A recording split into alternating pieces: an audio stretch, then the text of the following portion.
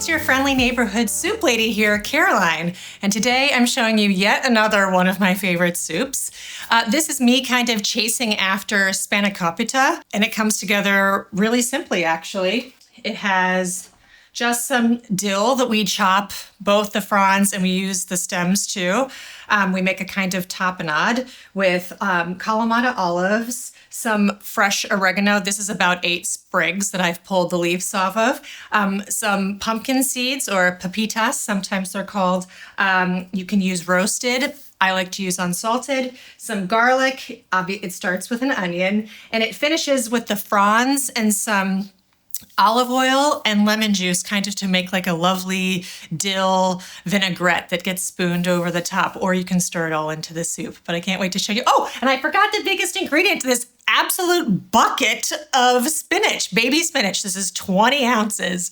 It's a heck of a lot. So Popeye would be proud. So this recipe is cool because as a recipe developer, I've used a couple of different, like I use a food processor more than once that you rinse and reuse.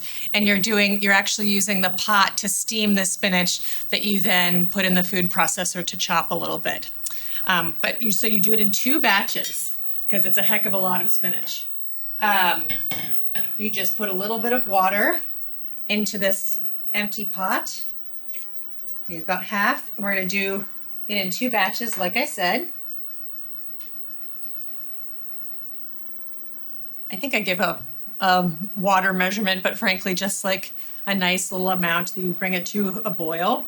And actually, what you do while you're doing this, you get your oven nice and hot to about 350 degrees, and you toast this brown rice. Technically, this is a step that you could skip if you felt like it, because obviously it'll be delicious with just like rice and spinach and stuff. But it adds that extra bit of flavor that I feel like evokes that toasty spanakopita taste. So we add half our spinach.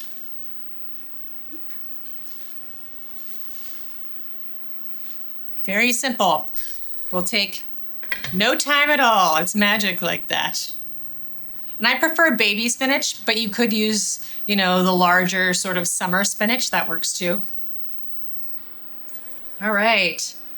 It's wonderful because baby spinach doesn't need to be cooked to death to be tender, So all I do is take this lovely wilted spinach, and there are a couple pieces that aren't quite wilted yet, but that's okay.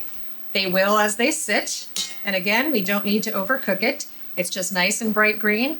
And I'm transferring it to this colander, and I'll set it aside to cool. And then when it's cool, I'll squeeze out all this excess water and pulse it in the food processor to get my chopped spinach. All comes from fresh. That's the way I like it. And now I'm just gonna repeat with the remaining spinach. And so now we're back to cook our onion, just chopped. And we're just literally cooking that until it's nice and tender with some salt and pepper.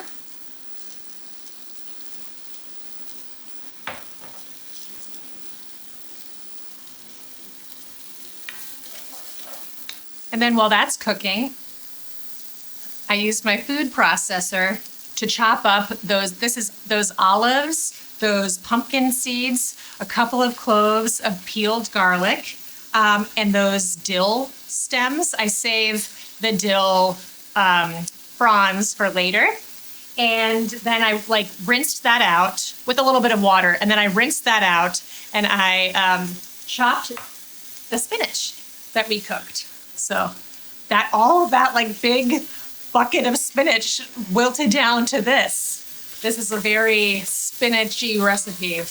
And then also, like I said, I just toasted this brown rice in actually my toaster oven at 350 until it's nutty smelling and a little bit more golden brown.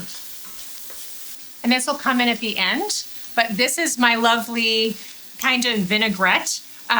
It's the dill fronds, some lemon juice, and some olive oil. And this is you can either stir it into the soup or you can spoon it over top. All right, the onion is nice and golden brown now. And so I'm going to add this tapenade-like mixture that I made. You might remember from my roasted pepper soup. I made kind of a pesto. It's so delicious to add all this flavor from just simple ingredients. And I love that all of the olives give like a really interesting depth and richness, and the and the pepitas, pumpkin seeds, offer a kind of crunch, like an interesting texture with the rice. So I add that toasted rice. We just add all of our ingredients. We've got this spinach. Stir it in there with a lot of water. We don't really need to add much salt because of the olives, and I added pepper to the tapenade. So if you'd like to go ahead and add more here, you can, or you can just adjust once you taste it. So all we do now, we just bring it to a boil, and then we're gonna simmer it uncovered until the rice is tender. All right, here we go. It's very green, which is why I wanted to add this sort of vinaigrette that comes in at the end, not only for like a boost of flavor and acidity, but also for like a variation of color. A lot of big flavors in here.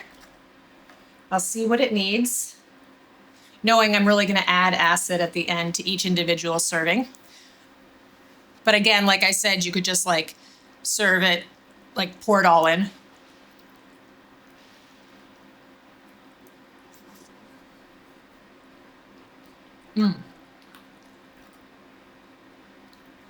I know it's not the same, but it has a similar kind of comfort to like a tomato soup, you know, where you could serve it with like a sandwich of some kind, or a really delicious like cucumber and dill salad would be tasty on this. If you're not a vegan, adding feta on top would be delicious. This is just delightful. So I'm gonna make myself a serving. A little bit of this sauce. Didn't need any other seasoning though. Really beautiful. Each person will stir their soup together, and it's really flavorful and bright.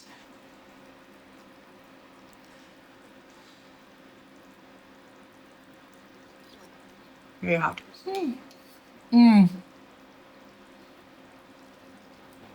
I love this one. I love basically anything with dill in it. Olives are also a favorite. Oh, it's just such a delicious soup. So this recipe is from my book Seconds, which is available at booklarder.com, signed by me too. And I hope you'll follow here, join me next week, and follow here on YouTube and on Instagram at Slurp Soup Club. See you next week.